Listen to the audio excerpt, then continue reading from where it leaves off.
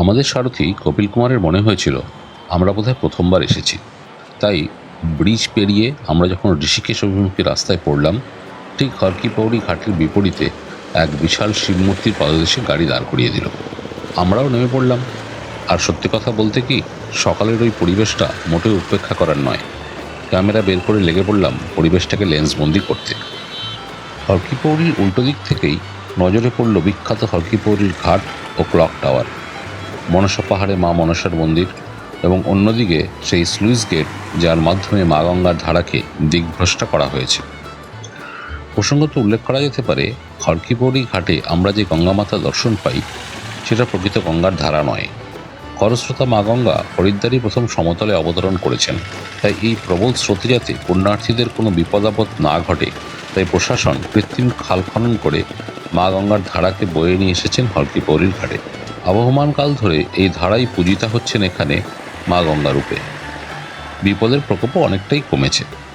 যাই হোক, বহুবার ঘুরে আসা পথে আরও একবার বেরিয়ে পড়া গেল। এবার আমরা যাব শ্রী কেদারনাথ ও শ্রী বদ্রীনাথ, এই দুই ধাম দর্শনে।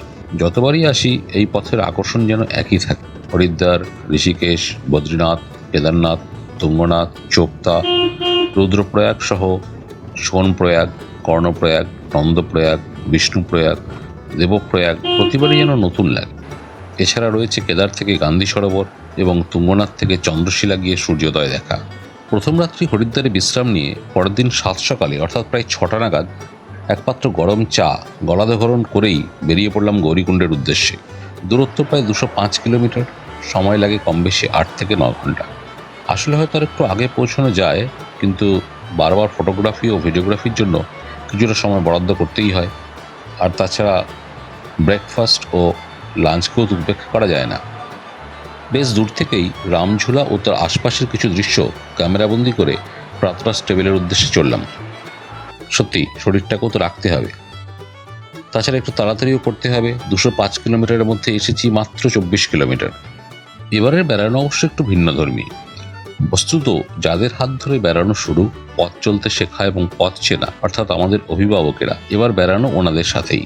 নিজে দীর্ঘদিন ধরে সারা ভারতবর্ষ ঘুরে বেড়ালেও বন্ধু কল্যাণ শঙ্করের বাবা অর্থাৎ আমাদের সবার প্রিয় বাবলু কাকুর কেদারনাথ বা বদ্রীনাথ দর্শনটা কিছুতেই আর হয়ে ওঠেনি। তাই এবার ঠিক হলো আমরা দুজনের পরিবর্তে 3জনই বেরিয়ে পড়ব ধাম দর্শনে। সেই উদ্দেশ্যে 3জনে এসে উপস্থিত হলাম হরিদ্বার বা হরিদ্বার অর্থাৎ দেবভূমির প্রবেশ দরজায়। হরিদ্বার থেকে বেরোনোর সময় দেখেছিলাম কাকাবাবু কপিলের সাথে গভীর আলোচনায় মগ্ন। ভাবলাম উনি বোধহয় পথের হাল হকিকত জেনে নিচ্ছেন। কিন্তু ব্যাপারটা কি একটু তলিয়ে দেখতে গিয়ে দেখি গঙ্গার রুচিকর হাওয়ায় কাকাবাবুর বেশ খিদের উদ্রেক হয়েছিল। তাই কপিলকে নির্দেশ দিয়েছিলেন ঋষিকেশ পৌঁছেই যেন প্রথমে একটা ভালো রেস্তোরাঁয় গাড়ি দাঁড় করানো হয়। আরও বলেছেন এই ভ্রমণে খাওয়া দাওয়ার ব্যাপারটা উনিই দেখবেন, কারণ আমরা নাকি ক্যামেরা নিয়ে পড়লে খাওয়া দাওয়ার মোটেই খেয়াল রাখতে পারবো না। আর ওটা শরীর স্বাস্থ্যের জন্য নাকি একেবারেই অভিপ্রেত নয়। আসলে বুঝলাম ভোজনবিলাসী যদিও স্বল্পাহারী, কিন্তু অসম্ভব ডিসিপ্লিন কাকাবাবু এখানেও ওনার অভ্যাস বজায় রাখবেন। আমরা মোটের উপর খুশিই হলাম, আমাদেরও অন্তত সময় মতো খাওয়া দাওয়া হবে। এরপর একবারে নিরবিচ্ছিন্ন যাত্রা। থামবো প্রায় 2 ঘন্টা পর প্রায় 71 কিলোমিটার পাড়ি দিয়ে দেবপ্রয়াগে। ঘড়িতে এখন 8:30। আশা করি 10:30 নাগাদ আমরা দেবপ্রয়াগ পৌঁছতে পারবো।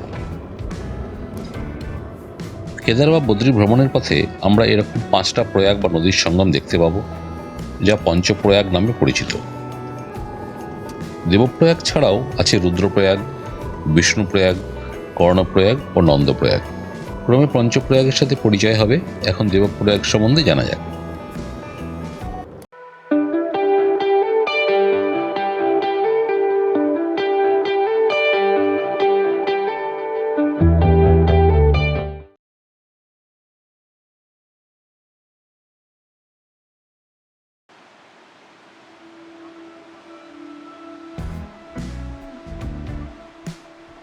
ঋষিকেশ থেকে 71 আর হরিদ্বার থেকে প্রায় 100 কিলোমিটার দূরে এই দেবপ্রয়াগ, অর্থাৎ ঐশ্বরিক সঙ্গম।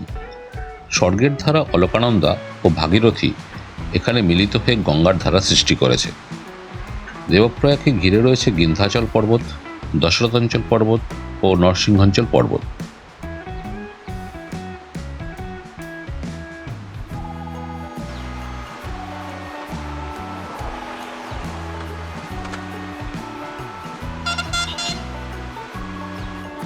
আছে রঘুনাথজির মন্দির, আর আছেন তণ্ডেশ্বর মহাদেব ও ধনেশ্বর মহাদেব। সামনেই পূজিত হচ্ছেন তণ্ডেশ্বর মহাদেব। কথিত আছে রামকুণ্ডে নাকি রঘুনাথজির পায়ের ছাপও রয়েছে।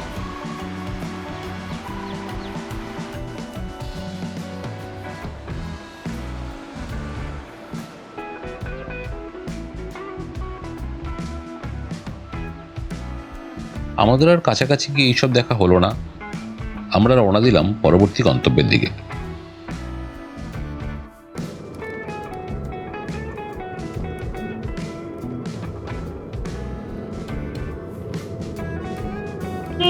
দেওপ্রয়াগ থেকে প্রায় 30 কিলোমিটার দূরে পৌড়ি গাড়োয়ালের সদর শহর শ্রীনগর।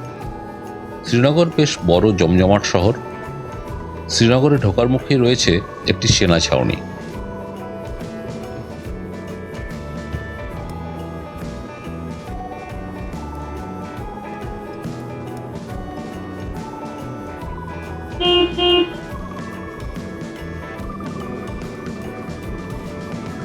কিন্তু শ্রীনগর ঢোকার মুখেই বিপত্তি।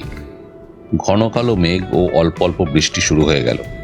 সমস্যা অন্য কিছু না, উপস্থিত গাড়ির ক্যারিয়ারে রাখা মালপত্র বাঁধাছাদা করে নিলেই চলবে, কিন্তু মেঘের গতি প্রকৃতি আমাদের আগামী দিনের জন্য দুশ্চিন্তার কারণ হয়ে রইল।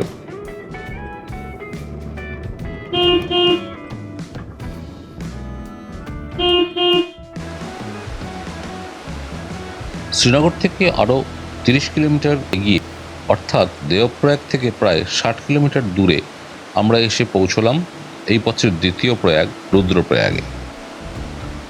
রুদ্রপ্রয়াগে অলকানন্দা ও মন্দাকিনীর সঙ্গম হয়েছে, আর সঙ্গমেই গড়ে উঠেছে ভয়াল ভয়ঙ্কর রুদ্ররূপী মহাদেব রুদ্রনাথের মন্দির। আকাশের অবস্থা দেখে আর কাল বিলম্ব না করেই নদীর ধারের দানাপানি রেস্তোরাঁতে চটপট মধ্যাহ্নভোজন সেরে নিলাম।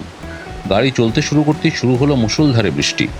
তাই একে একে শিয়ালসোর, অগস্ত্যমুনি, গুপ্তকাশী, রামপুর, সীতাপুর, সোনপ্রয়াগ পেরিয়ে সোজা গৌরীকুণ্ড। তাই সোনপ্রয়াগও দাঁড়ানো গেল না।